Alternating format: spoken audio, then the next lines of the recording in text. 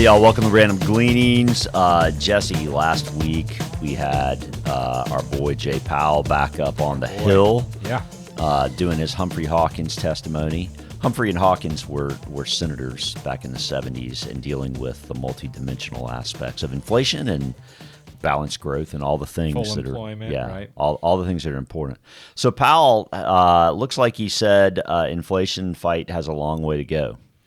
That is what he said. You found this word cloud, which I found interesting because obviously the more he says something, the bigger the word gets. And right there, smack in the middle, is inflation. He's obviously still hot on that topic. You know, the challenge is that we see, so many folks are keying just on headline inflation, right? Which has come down, and that's great, and that's really good. And yes, less bad is good. But the reality is there's still stickiness, there's still low unemployment, which is why the Fed has to fight inflation. Right. Folks are still out there spending money. The question is, how long does that go on? Right. And again, I mean, I feel awkward talking about the whole idea of the Fed wanting unemployment to rise a little bit right now, Yeah, because for sure. I'm not That's rooting right. for that. I just want to be clear on that. But I do think that they see that as a part of the solution to the problem that they face, and that's just what I know that's one of the things that they're still worried about. All right, so next chart. Here's a chart from our friend Willie Delwich on the topic of not fighting the Fed. And basically the lines at the bottom, global central banks that are raising rates. I mean, over 80% of the world is raising interest rates. Bank of England just did 50 basis points. Yeah, in a recession. Yeah, which was a shock. And so what? And that's why the dollar's going up so much. Incidentally, the point is just look. When they're lowering rates, that's a good environment for stocks. When they're raising rates, it's not so good. I mean, it's pretty simple. Don't fight the Fed. And so here's a chart, next chart, of what the marketplace believes the Fed's going to do with interest rates. So they're currently 5 to 5.25, right? Mm-hmm. And it looks like the market now believes overwhelmingly that the Fed's going to raise interest rates by 0.25% in July. Correct. And then hold them there. There was a point earlier than the year when we were expecting 2 to 3 interest rate cuts before the end of the year. And now it's basically, nope, we're going to end higher than where we are right now by the end of the year. Now, the crazy thing, though, is that's what the market thinks. What does the Fed think? Right. Right. Well, here's the dot plot with actually market expectations, but the green line is the important one for what the Fed is saying, because that's the median of what they're suggesting. And of course, if you look all the way to the left of the chart, that's what their expectation is at the end of 2023, which is somewhere up north of 5.5, yes. Around 5.6 is where that median's out to. So that's two quarter-point interest rate increases between now and the end of the year. And I know I read in his testimony, he said either all or nearly all of the FOMC voting members are in favor of 2 more hikes, right? So it's pretty much consensus at present that they need to get there. Yeah, so point one, don't fight the Fed. It's a pretty interesting chart, right? And yet, as we look at what folks are having to say within the market, here's a lady, next chart, saying home builders and semiconductors, both hitting new highs. This doesn't happen in bear markets, right? And okay, good point, fair point. So semiconductors, presumably that's from what? Artificial intelligence? I mean, entirely, right. I can't say entirely. I don't know semiconductors, ins and outs, but I do know that NVIDIA and all these guys that are selling these they're buying semis. They're doing it because of AI expectations. Right. That's exactly right. Right. And as it relates to home builders, I mean, home builders are just such an interesting topic to me. I mean, homes in general, because, I mean, you have had this uptick in home purchases. Numbers are a little slower in terms of how long houses are on the market. Obviously, that's a super local kind of thing, right? Mm-hmm. But, I mean, there's still a shortage of houses.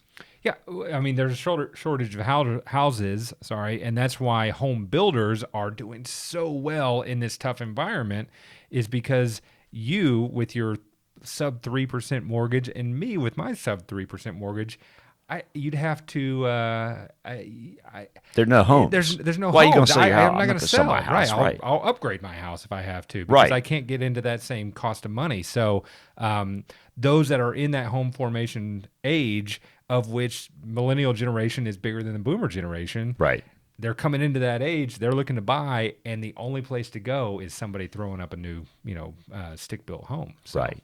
Meanwhile, though, transports, planes, trains, boats, and trucks, a little better, broke out of that downtrend line, but that's not a complete and utter improvement. That's not making new highs.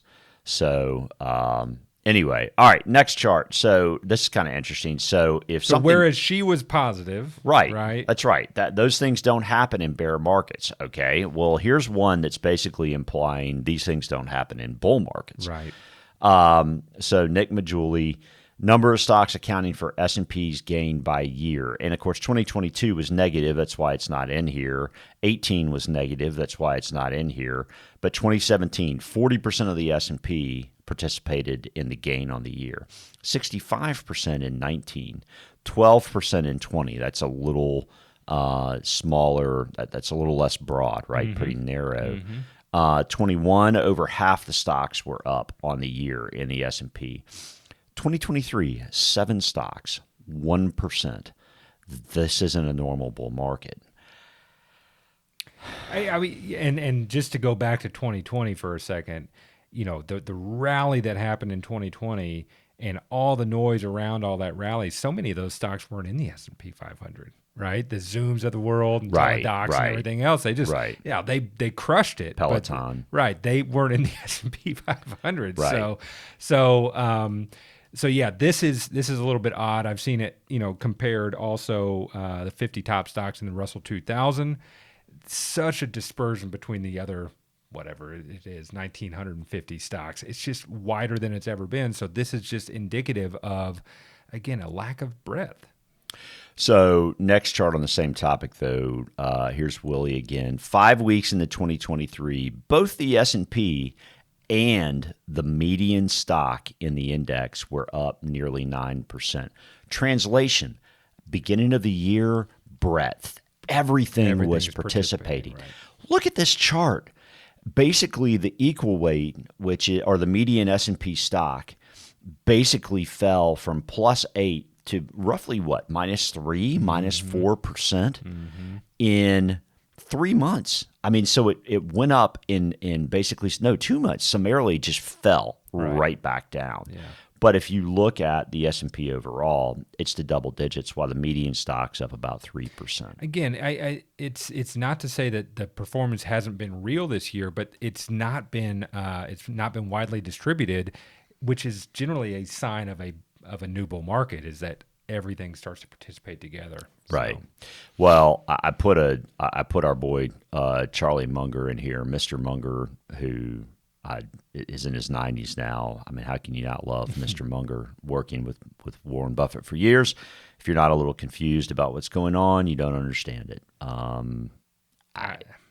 We're in a weird moment. It's a very, very weird moment. And speaking of a very weird moment, if you had $1 billion, would you offer yourself to go get in a cage and fight another man?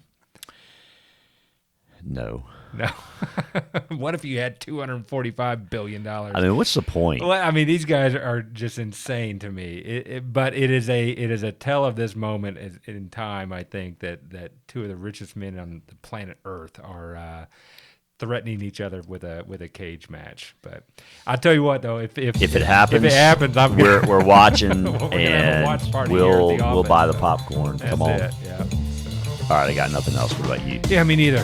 Thank you so much for watching. It's an honor for us to be able to do this and for you all to be watching. So thank you. Share it with a friend if it's meaningful to you. It may be meaningful to them. Hit subscribe, and we'll be back again after the 4th of July. Enjoy yourselves. Take care.